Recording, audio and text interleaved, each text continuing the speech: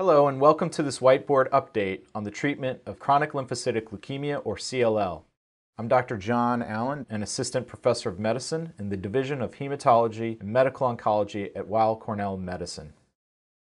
In this whiteboard video, we will discuss the mechanisms of action of anti-CD20 agents.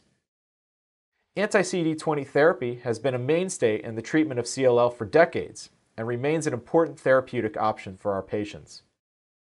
Recently, newer agents such as obinutuzumab have achieved approval in CLL and has demonstrated improved outcomes compared to rituximab-containing regimens. Rituximab, a type 1 antibody, retains both CDCC and ADCC activity, whereas obinutuzumab is a glycoengineered type 2 antibody that demonstrates less CDCC but enhanced ADCC or antibody-dependent cellular cytotoxicity, which is a unique property of the drug and is an important reason for its overall effectiveness. There are other glycoengineered antibodies currently being developed, such as ublituximab. It's currently being used in several phase 3 clinical trials in combination with novel agents such as ibrutinib and/or umbralisib in patients with CLL.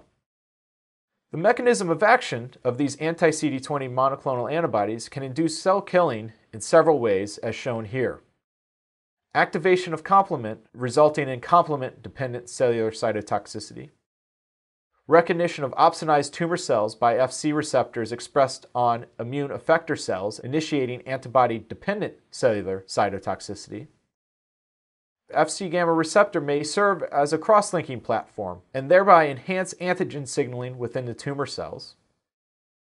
An antibody-initiated complement activation yields the deposition of complement cleavage fragments, which may enhance tumor cell killing through recognition of complement receptors in a process called complement-enhanced ADCC.